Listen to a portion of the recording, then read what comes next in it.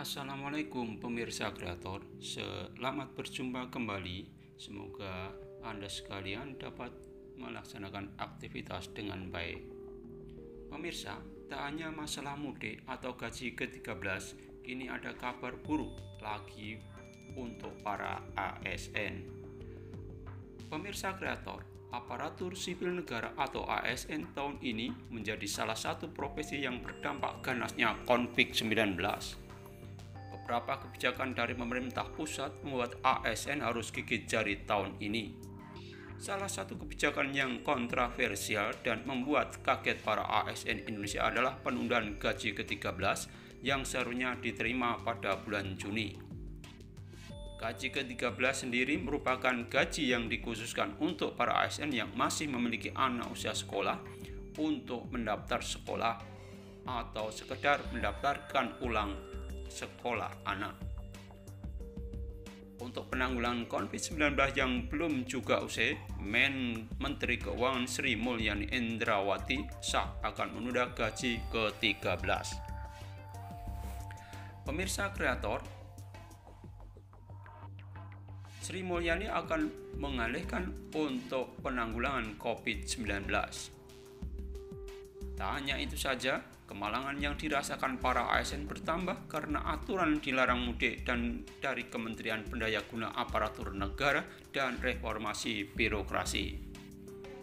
Larangan mudik itu ada jauh sebelum Menteri Keuangan Sri Mulyani menegaskan tak ada gaji ke-13. Seakan menambah daftar kemalangan ASN, Kementerian PAN-RB ternyata memberikan paket kebijakan harus ditaati ASN. Pada Senin 4 Mei 2020, dikutip dari kompas.com, para ASN selain tak bisa mudik juga dilarang mengambil cuti.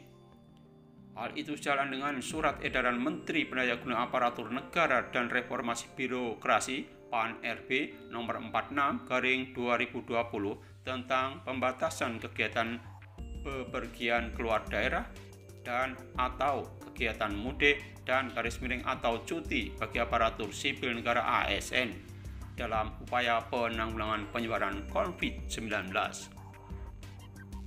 Pemirsa, ASN dilarang mengajukan cuti dan pejabat pembina kepegawaian PPPK tidak boleh memberikan cuti bagi ASN.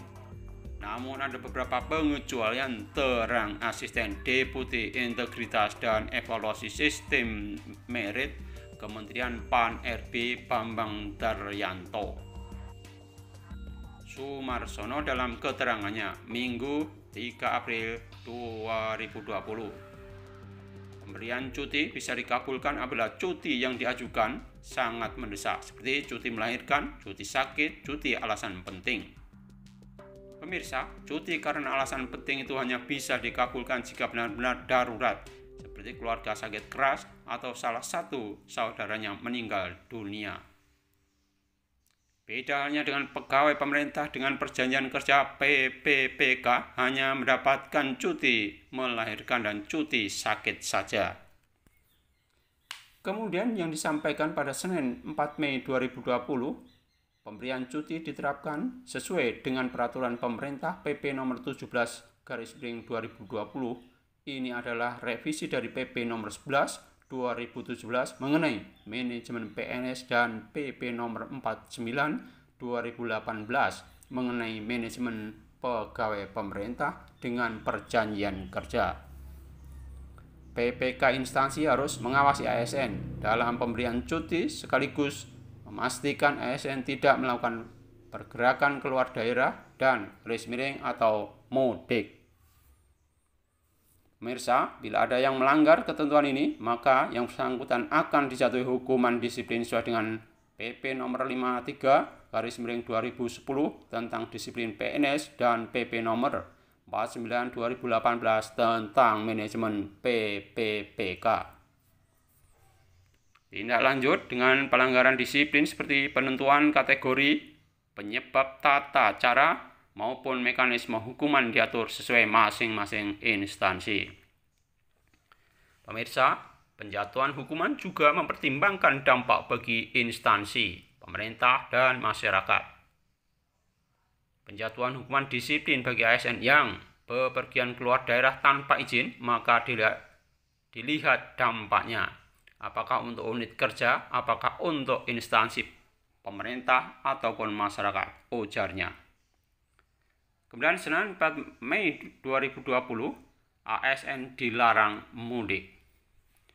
Pemirsa, dijelaskan pedoman penjatuhan hukuman disiplin telah diatur dalam Surat Edaran Kepala BKN nomor 11 SE/Romawi 4/2020 tentang pedoman penjatuhan hukuman disiplin bagi ASN yang melakukan kegiatan bepergian keluar daerah dan atau kegiatan mudik pada masa kedaruratan kesehatan masyarakat coronavirus Desember 2019. Berdasarkan PP Disiplin PNS, ASN yang melanggar dapat memperoleh hukuman ringan hingga berat. Pemirsa, pengelolaan kepegawaian diwajibkan melakukan entry data hukuman disiplin itu kepada Badan Kepegawaian Negara BKN melalui sistem aplikasi pelayanan kepegawaian SAPK BKN. Demikian pemirsa kreator yang disampaikan. Sampai jumpa di tayangan berikutnya.